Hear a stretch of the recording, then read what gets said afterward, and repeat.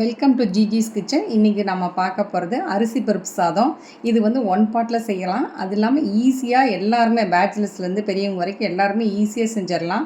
வாங்க இன்க்ரீடியன்ஸ் பார்க்கலாம். ஒரு டம்ளர் அரிசி, அதாவது 1/4 படி அரிசி, ஒரு 50 கிராம் அளவுக்கு பருப்பு, தாளிக்க தேவையானது கடுகு, ஜீரகம், மிளகு, அப்புறம் ஒரு கையளவுக்கு வெங்காயம், கிட்டத்தட்ட 100 கிராம் வெங்காயம், 2 கட்டி அளவுக்கு பூண்டு, இதை வந்து தட்டி வச்சுருக்கிறேன்.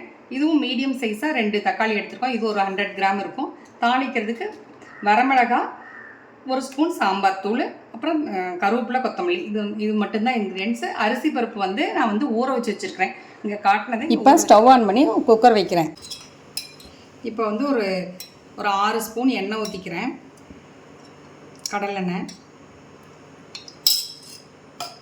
அப்புறம் இந்த மாதிரி சின்ன கரண்டியில் 2 ஸ்பூன் நெய்யும் ஊற்றிக்கிறேன்.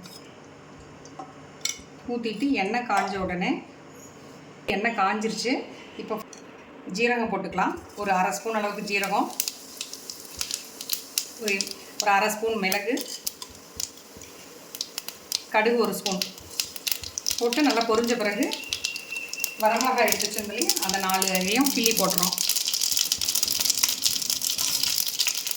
கிள்ளி போட்டு அடுத்தது வெங்காயம் போட்டு ஒரு வதக்கிட்டு, அப்புறம்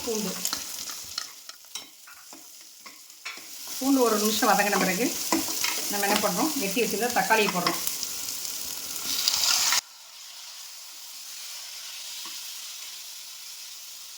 தக்காளி போட்டோம். அதுக்கு அடுத்தது வந்து கொஞ்சம் உப்பு போடுறோம். உப்பு போட்டால் தக்காளி வந்து கொஞ்சம் சாஃப்ட்னஸ் ஆகும், சீக்கிரம் வதங்கிடும்.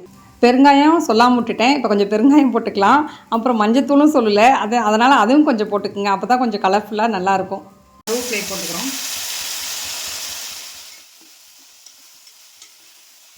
இப்போ சாம்பார் தூளையும் போட்டுறோம். போட்டு ஒரு பச்சை வாசனை போகிற பிறகு வதக்கிட்டு, அடுத்தது இதுக்கு தேவையானது 1 டம்ளர் அரிசிங்கும் போது நம்மளுக்கு வந்து பருப்பும் சேரும்போது இதில் ஒரு 2.5 டம்ளர் தண்ணி பிடிக்கும்.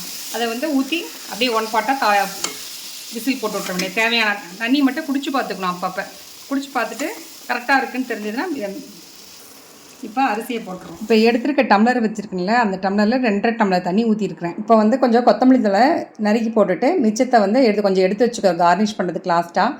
இப்போ கொதி வந்துட்டுருக்கு. இப்போ நம்ம என்ன பண்ணுறோன்னா, கொஞ்சமாக எடுத்து குடிச்சு பார்க்குறோம். அது எதுக்குன்னா, நம்ம உப்பு கரெக்டாக இல்லைன்னா கொஞ்சம் போட்டுக்கலாம். இப்போ எனக்கு வந்து கரெக்டாக இருக்குது. இப்போ நான் வந்து மூடி போடுறேன். இப்போ ஒரு விசில் வந்துருச்சு. வந்த பிறகு இப்போ நம்ம என்ன பண்ணுறோம், சிம்மில் ஒரு 5 நிமிஷம் தம்மில் வைக்கிற மாதிரி வச்சிடறோம். ஆவி அடங்கிடுச்சு. குக்கரை ஓப்பன் பண்ணி பார்க்கலாம். சூப்பராக வந்திருக்கு. இப்போ என்ன பண்ணுறோம், ஒரு கரண்டி எடுத்து நல்லா கிளறி விட்டுட்டு, அதுக்கப்புறம் கொத்தமல்லி கருவேப்பிலை எடுத்து வச்சோம் இல்லையா கார்னிஷ் பண்ணுறதுக்கு, அதை கொஞ்சம் எடுத்து தூவிட்டு, அதுக்கப்புறம் வந்து நம்ம வந்து நெய் கொஞ்சம் ஒரு 2 ஸ்பூன் ஊற்றி பரிமாற வேண்டியது தான். இது ரொம்ப நல்லா டேஸ்ட்டாக இருக்கும். இதுக்கு வந்து வெறும் தயிர் தொட்டு சாப்பிட்லாம், அல்லது ஊறுகாய் கூட தொட்டு சாப்பிட்லாம்.